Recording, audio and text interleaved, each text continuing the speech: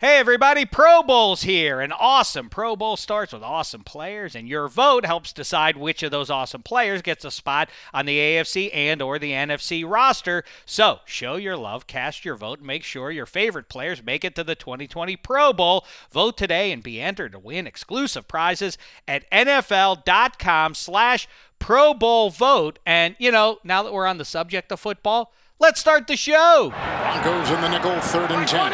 What is that? Blocked by Singletary, and it's caught for a touchdown! Cole Beasley! He beat Devontae Harris. 18-yard touchdown pass. David. Football David. The Dave Dameshek Football Program. Available on Apple Podcasts and at NFL.com/DDFP. Now here's your host, Dave Dameshek. Hi and hello and happy Thanksgiving, football fans. Welcome to the Dave Dameshek Football Program, presented as always by Zaxby's, the home of the famous chicken fingers, wings, and salads. Go get you some, a good primer for eating poultry on Turkey Day. Go eat some delicious chicken, and I recommend the wings. Spaghetti loves the salads. You can't go wrong over there, and you couldn't go wrong if you were watching pro football, especially if you love defense. Actually, scratch that. After Week 11, where it felt like defense ruled the entire weekend, I think that Week 12 had something for everybody, some shootouts and some defensive struggles. And what emerged from that as we await the Monday night game at the time of this recording, the Ravens playing the Rams here in Los Angeles at the Coliseum, is the Dallas Cowboys, the State of America's team. Before the game, if you missed it somehow, they were talking about, or there were rumors floating around, that the so-called mutual interest exists between Jason Garrett and the New York Giants, which I guess means Eddie Spaghetti back there behind the glass, that the Giants are going to move on from Pat Shurmur. Obviously, that's a pretty simple math to do. And the Cowboys, despite being in first place, seem ready to move on from Jason Garrett, even more so after the game in Foxborough. I mean, for a team that is in first place and lost the game by 4 to the defending world champs, a little surprising of how harsh Jerry Jones was on that. Then again, if you watch the game, it did have one of those games that you felt like, boy, Belichick is just outsmarting the other sideline, and that's the reason that the Patriots are winning. The other thing that emerges from it is a lot of skepticism about how far Tom Brady can take this Patriots team. But of course, with that defense and with Bill Belichick, this is, if you believed in the 2015 Denver Broncos with Peyton Manning, surely you see that Tom Brady is superior to, I know that's damning with faint praise where Peyton was at that point in his career. I still think that Tom Brady has more than enough to take down the rest of the AFC. They would still be my pick, and they still are my pick, to get to the Super Bowl at this point. How say you, Eddie Spaghetti? I think right now it's the Ravens' conference to lose. I think tonight's game will be very interesting to see them play the Rams on the road. The Rams still have some pieces, but right now it's going to be hard for me to pick against the Ravens in any matchup until I see Lamar stopped and shut down. It's hard. It's just one of those things. I don't know why I have it in my head that if you're a mobile quarterback who can run the ball when he needs to run, but can still pass the ball and destroy you with the pass, plus they have a really good running game, it's like I'm not going to pick against that team. The defense is doing its job as well. So right now, until I see that shut down, maybe in consecutive weeks, I could say, okay, there's a problem. On the flip side, with the Patriots, is like they're showing a little bit of openings of what their flaws are as well. Tom Brady's not having a great season. N'Keal Harry in his second game in his career did have a nice touchdown catch, so he could be a threat.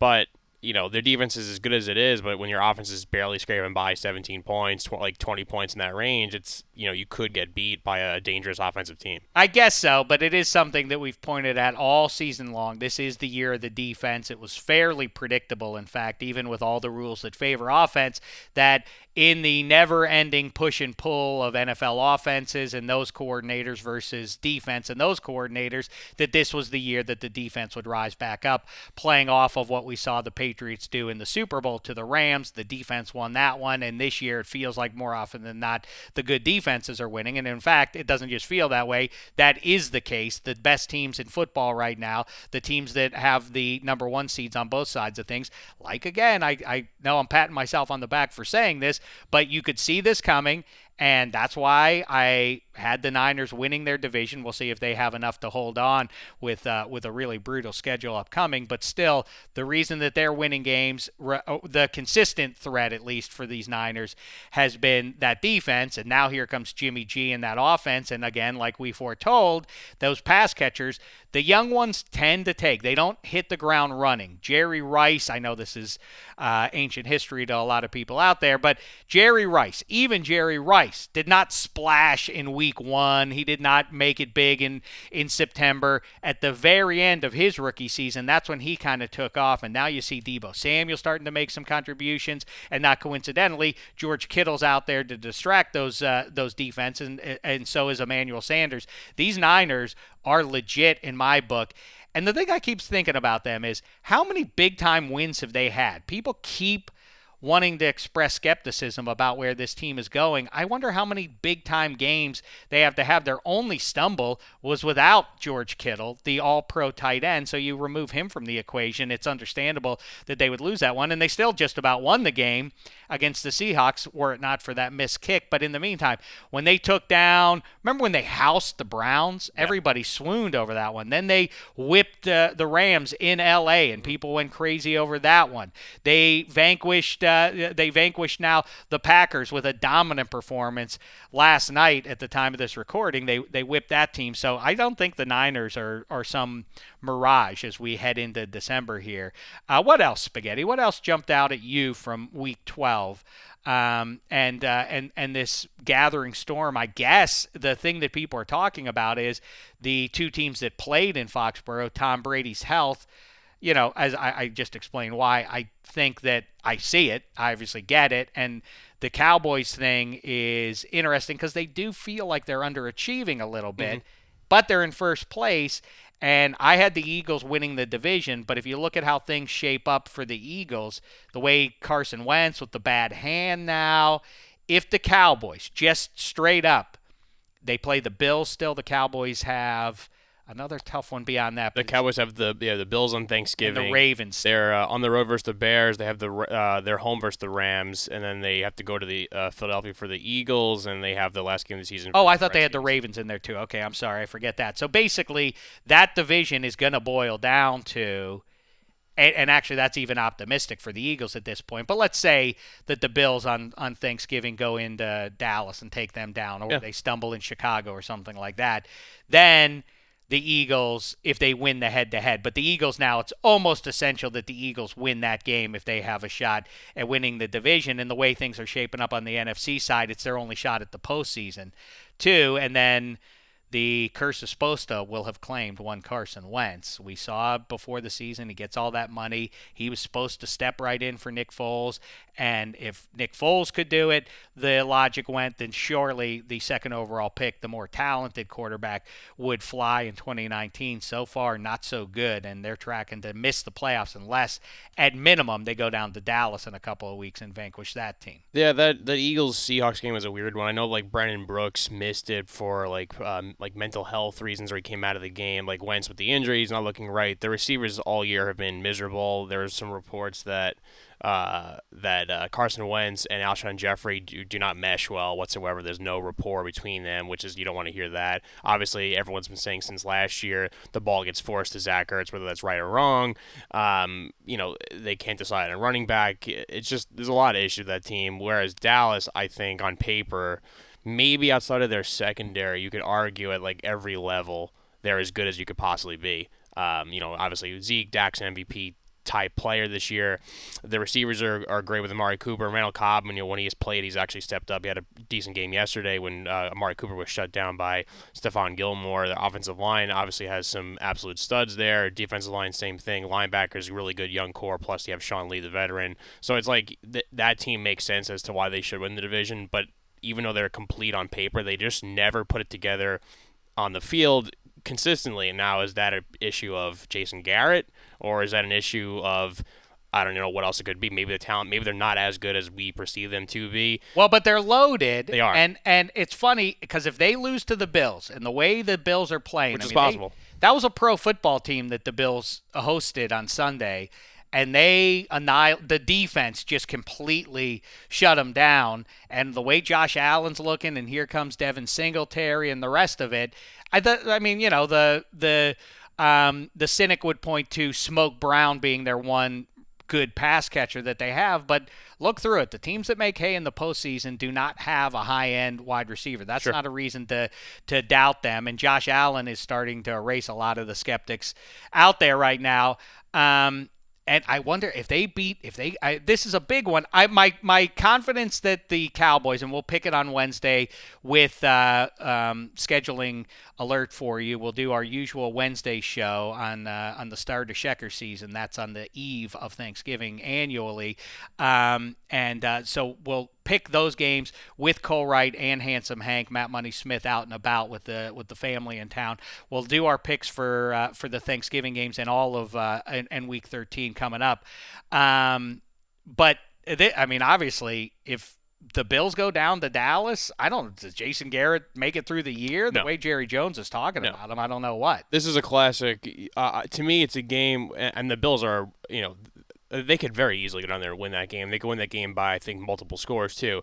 But I have this in my head for some reason. The Cowboys with Jason Garrett, they find a way where they get, they're down in the dumps, and Jerry Jones will make some comment, and the local stations or whatever, and then they'll find a way to win and squeak out that game, and they just let Jason Garrett He's hang the on. T1000, man. You cannot Exactly. do anything to stamp him out fully. If you think you've broken him into a million pieces, he'll reform when the floor heats up, and he'll reconnect and take a new shape.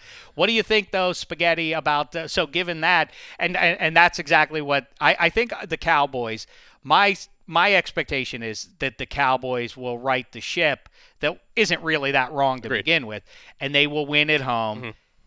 Because Jason Garrett has been, it's felt like we've seen this scene, as opposed to Steinbrenner, Billy Martin back in the day. I don't know if you know those names. I know you're a Yankees fan. I'm familiar, You're a young man, and you don't care about anything that happened pre-'96. I enjoy the Yankees' deep history, yeah. So it's like those two, that there feels like there's this undercurrent of strife, except the big difference is that Jerry Jones never does fire Jason Garrett, and Jason Garrett ends up saving his job every time. So that's my expectation this time around. But if they lose that game, it's going to get ugly, and they're in first place. I know. And no matter what the Eagles do, they're still in first place because they have the head-to-head against them. Right. And yet it'll feel like the sky is falling in Big D. I do think it's a tough environment on Thanksgiving Day, which is, where the Cowboys always play, and you're the Bills, you have to go into their environment where they are the division leader, and they could extend that lead, and that Jason Garrett, I'd say for the first real time, is playing for his job, and this is still one of the more talented Cowboys teams we've seen in quite some time. If you're going to match up the players, you're going to take Amari Cooper over Cole Beasley, which actually would be a pretty funny revenge game if Cole Beasley has a monster game for the Bills. But I could just see it being one of those, like Zeke goes for 100, Amari Cooper wakes up. I could see Josh Allen maybe letting a ball sail or two balls sail and a couple interceptions. I don't know. I'm going to go with Dallas in this one because I just think they just are used to this situation where the Bills, they're our younger team. This is something they're not used to in this environment. But, if the Bills go in there and win by 10 points, Jerry Jones will fire Jason Garrett on the spot, and he will have to leave the stadium with security or something. Well, good news. He has a soft landing spot up in the tri-state area by you, huh, Spaghetti? I cannot care. Jason Garrett? It's like, what is the connection? That he was a backup quarterback 30 years ago or something? Like, I don't get. It does feel awfully uninspired before you even put out feelers for the big names in college football and otherwise, that you would just resolve to hire Jason Garrett. There are guys in the pro ranks who make a lot more sense than Jason Garrett. And then, to go back to all the way to the Coughlin era, when you're replacing Coughlin, who is a legend, who is arguably one of the, besides Parcells, probably the next best coach in the Giants' history, and you're going to go and bring in Ben McAdoo, it's like, okay, I get it. Like, he coached Aaron Rodgers, and the offense looked great with him. Let's see what happens. He's never had a crack at a head coaching job. He did make the playoffs one year. Didn't really pan out. Then you go and hire Shermer, who failed with, a few teams failed with Cleveland, but they said, no, he's good with quarterbacks, and we're going to, win the transition from Eli to the next guy. And then that's not working out either. So it's like, why bring in a retread, a guy that was just day in, day out, just killed by Dallas media. It seems like he has no relationship with any of his players. They don't respect him. And it's like to bring him in here when you have a great young core, I don't know. I think it's smart to go with a younger option on the college ranks. If you want, I think maybe they need a big name. That's what the Giants only care about. It's like this weird thing that these. But this would old-school be, teams there's have. a reason why when people always say, oh, well, that show, actually, you see it a little bit more in the 21st century, but in network TV, when a big show gets canceled, you think, oh, well, why doesn't another network just grab that show?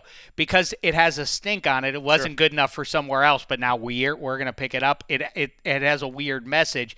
The Giants are going to go get the Dallas Cowboys head coach, the guy who's never been to a Super Bowl Plus or anything. it's a rival. It makes no sense. Be weird. But they'll sell it as that he was a Giant, and they want to keep it in family, and it's just this weird thing these old school franchises want to always do. And it's like, to me, I could think 5 off the top of my head coaches I'd rather have than him.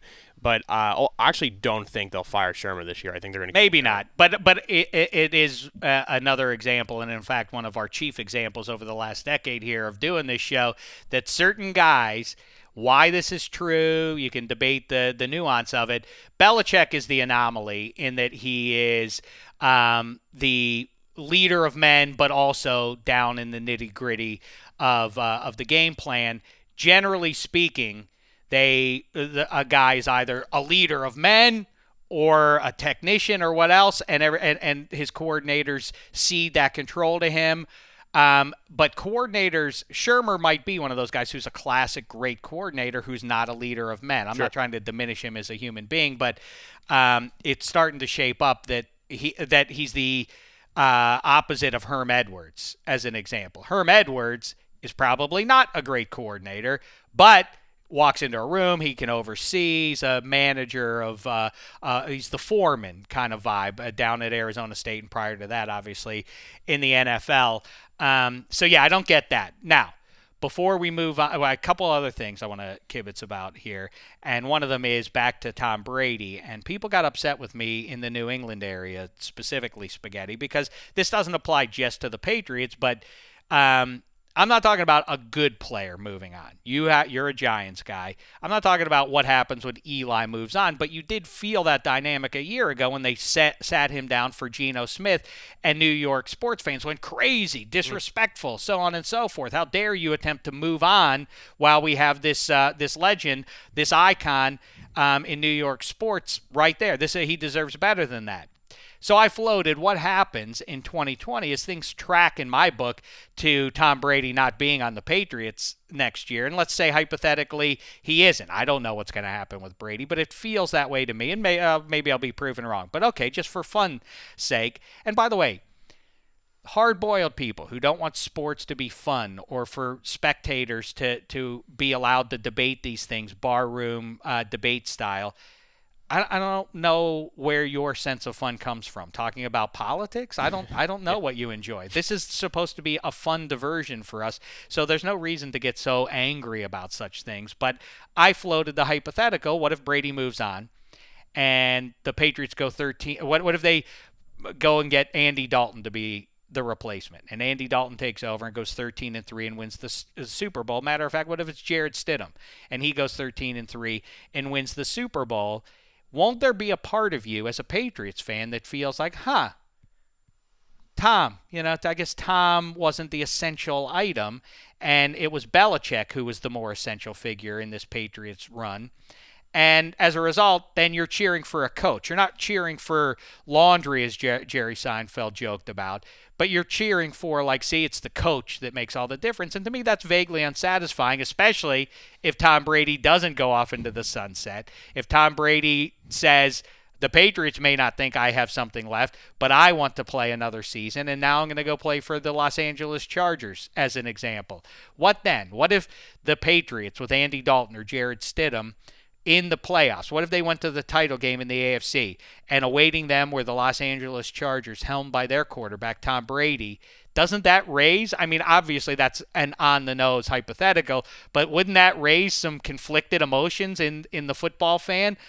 I think there definitely are. He's a weird case because there definitely are some people who are Tom Brady fans, and they want to see Tom Brady do well, and they don't really care about Belichick or those aren't Patriots. Weird fans. I submit that younger fans, 21st century sports fans, the marketing analysts and otherwise will tell you that young fans care more about stars than they do team brands. So that makes perfect sense to me. If you grew up and all you've ever known is not just the Patriots, but the Tom Brady Patriots, I can absolutely see being kind of at best disinterested and at worst saying like, I hope Tom beats those Patriots. I mean, maybe. I mean, the NBA, I would say that definitely, like, it's a star-driven league. Maybe if you're a casual hockey fan, you want to flock to the Sidney Crosby's Penguins, or because he's a name brand. But from my little experience just living up in Boston for better part of like 4 to 6 years from college, is like I think Patriots fans, the diehard Patriots fans, love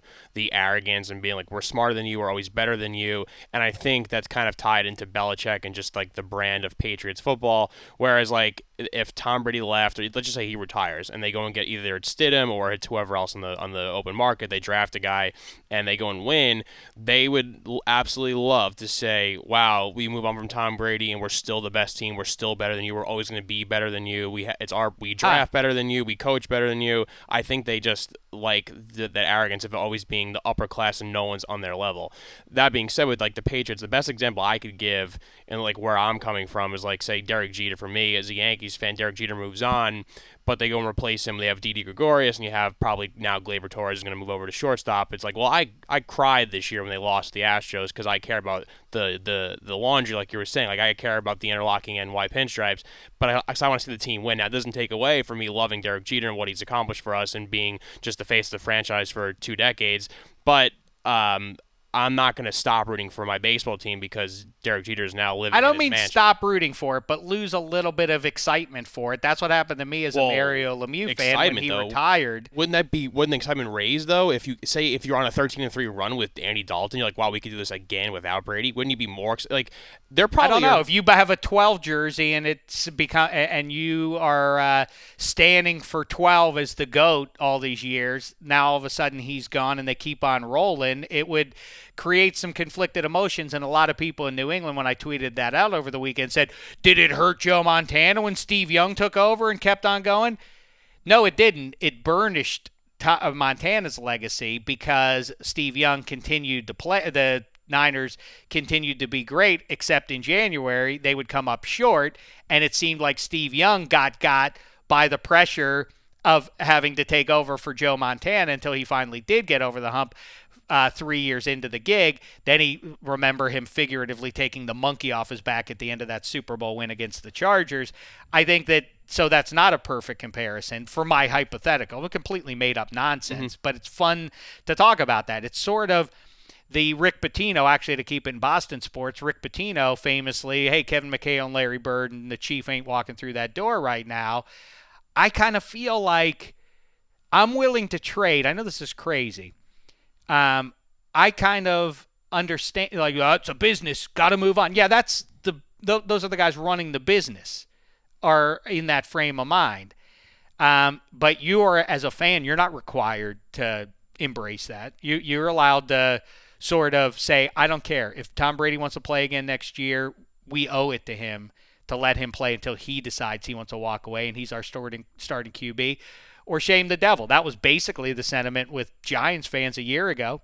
Well, Eli, he deserves better than this. Yeah, but shouldn't we see if Geno Smith or whomever is ready to do something with it? I agree in the sense. That's what I'm kind of getting. Starting Geno is probably the wrong thing because Geno had his shot with the Jets and he didn't pan out. I think people last year were mad that it wasn't was it Kyle Lauletta, who was the rookie. They wanted to see a young guy to see if he could replace Eli. I think that's why there were a lot of Giants fans rooting against Geno Smith, and that's why they didn't. Every fan turned on McAdoo and Jerry Reese because of that. But I think, Tom Brady has the right to say when I'm done when I say I'm done, and the Patriots should probably let him alone because of what he did for that franchise. But I think if you still ultimately side with Brady over the Patriots, I'm not sure if I would consider you a real Patriots fan. You're more of just a Tom Brady fan. I'm just telling you what my heart told me. It's not that I intellectually decided I'm not going to pay attention to the Penguins after Lemieux. I just found myself when I turned them on in October like, something's missing here. Oh, Rudolph's my favorite player on the team. I can't find myself as excited about this. I can feel that dynamic. I would empathize with Patriots fans in 2020 watching it that way. I would say if they, and again, the hypothetical of Andy Dalton now being a New England Patriot, if Andy Dalton led them on a 13-3 Super Bowl run, the Patriots are lucky in the sense that they won the Super Bowl versus the Falcons, the 28-3, we all know that, and they won the Super Bowl versus the Seahawks with the Malcolm Butler interception. Because let's just say they lost those or they completely blew out the other team. I think a lot of the fans would just like stop caring to an extent. Like, oh, we won so many, who cares? Like, this is not fun anymore. If they had to watch Andy Dalton lead them 13-3 and battle, let's say, the Ravens or battle out the Chiefs or battle out Chargers, whoever team was good, Texans, whoever is like good that year, next year, let's just say, and they somehow just barely by an inch squeaked by and they won the Lombardi Trophy with Andy Dalton, I think every Patriots fan who was kind of oh, we won so many, they'd be like, wow, we did it with this guy who was pretty league average. I think that's right. You know what I guess it kind of comes down to, if they win the Super Bowl this year, and Brady says, oh yeah, I want to play next year. It's crazy. I don't know how that gives it a new look. If the Patriots with Brady playing like this says, I want to be back in there, and Belichick says, I think we can do better. I mean, that reaction, I guess that kind of gives you the look, because, of course, practically they're playing the Texans on Sunday.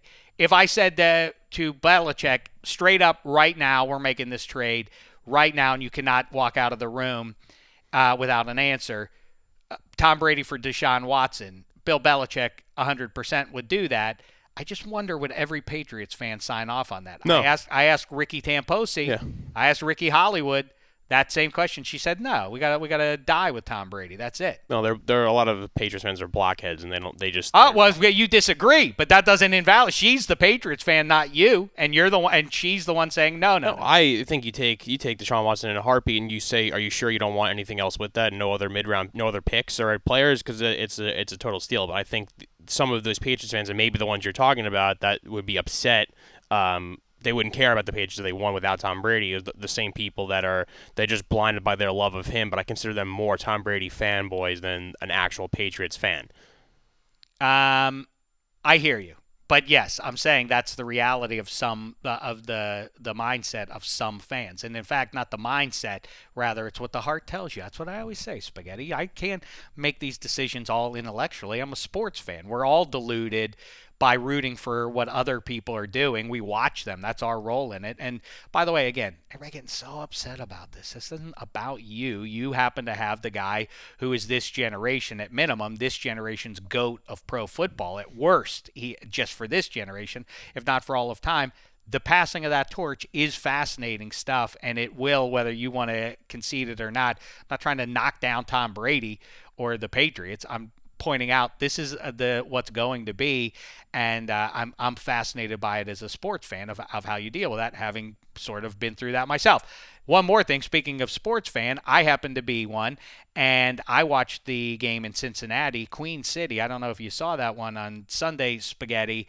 Mason Rudolph struggling mightily against the lowly Bengals, a game that the Steelers really, I don't use must win, but a game that they have to have. They basically, I don't know that they can stumble more than once the rest of the way down the stretch here. The one you would circle that they could lose, I guess, if they were to win out, but it's highly improbable when you're not playing a pro-level worthy offense that this team is capable of winning 5 games the rest of the way. I mean, they're not going to do that, so things would just have to break right. As I said, if they could get the 9 wins, that would be a success for Mike Tomlin at this point. The question is, who do they start? At the time of this recording, still not announced. I can't imagine why Mike Tomlin would run Mason Rudolph out there, except to make a point that I'm not going to be dictated to by the media who I have to start as the quarterback, and I want to, not just that.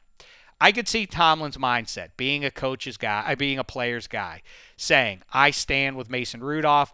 I believe Mason Rudolph's side of the story with Myles Garrett and all of that, and I'm not going to let that influence my decision. But the practical issues are, first of all, Mason Rudolph's just not playing well. It's as simple as that. Reminder, though, or maybe this will shine a light on something that a lot of people don't seem to want to acknowledge. Duck Hodges is not he's not Andy Dalton either. I was going to say a really good quarterback. He's not a league average quarterback. There's not a quarterback on the Steelers roster that is going to win you games. At this point, don't lose games. And it was on the cusp of Mason Rudolph losing the Steelers the game on Sunday. And I, at that point, said before the half, they need to go to Duck Hodges for a spark, a short-term spark. I don't know ultimately who's the better play in 2020. If, let's say, Roethlisberger, the assumption is his elbow's ready to go, then what do you do? I don't know about all that. I'm just thinking about right now. They have to win this game. They have to survive this Bengals game because division standings, conference standings, that could all come into play come wild card assessment time. So they had to survive that game. And back to the point, the Cardinals, since that's an NFC team, they could lose at the Cardinals if they could somehow theoretically win the rest of their games. But anyway, I think they have to go with Duck here because, one, Mason Rudolph isn't playing well, but two, because of that outside noise. If this week is filled with that the Browns are excited to get Mason Rudolph, and Mason Rudolph on top of everything else is now hearing in Pittsburgh, he is in the city of Pittsburgh right now, if he's hearing local media talk about it's got to be Duck Hodges, that's going to get in his head as well. The Browns are going to be making noise that they want Mason Rudolph once they get out onto the field on Sunday at least. If it's Mason Rudolph out there, imagine the kind of stuff that's going to be shouted in his direction in that game. For a guy who's already not playing well, what would you possibly force that? Why would you want to do that? Remove all that from the equation and go with the kid who doesn't have any of that baggage. Mike Tomlin could say, I'm not going to listen to that. I stand by this kid. He's been unfairly attacked by Myles Garrett and Cleveland and random people abroad. I'm not going to let that take this kid down. I'm going with Mason Rudolph because in my book, he deserves it. And I think that I get the spirit of that I'm doing Mason Rudolph this solid as his head coach. I just think you're putting the kid into a tough spot that is ultimately not going to be helpful to him. I actually would start Mason Rudolph for a number of reasons. Is because, one, it's a rival game for you. You're home. So you start him, and if he plays well and he gets like kind of this confidence, this morale boost back, and the fan base kind of rallies around him, going like, yeah, we're beating the hot shot, trash talking Browns. They'd feel great about it. The other thing too is like last week you were without James Conner, who is a very good running back, and you were without Juju Smith-Schuster, who I know hasn't having a great season, but he still commands the respect of your top cornerback to cover him. So putting him in that game down your two best weapons is already hurting him to begin with. So and the other thing is, it's kind of the same situation that we talked about with like Josh Rosen, is that sometimes when you're thrown in these situations, you're not given enough time, you're not given enough pieces around you, and people are quick to judge, and people are ready to write the book on you and say you're toast here.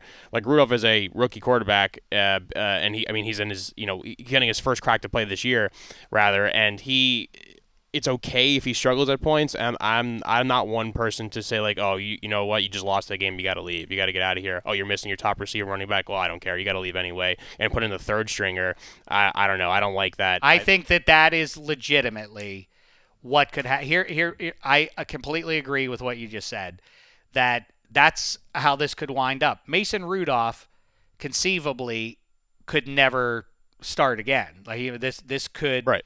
This could basically be the story of his career right here with the baggage and everything else, whether he deserves that or not.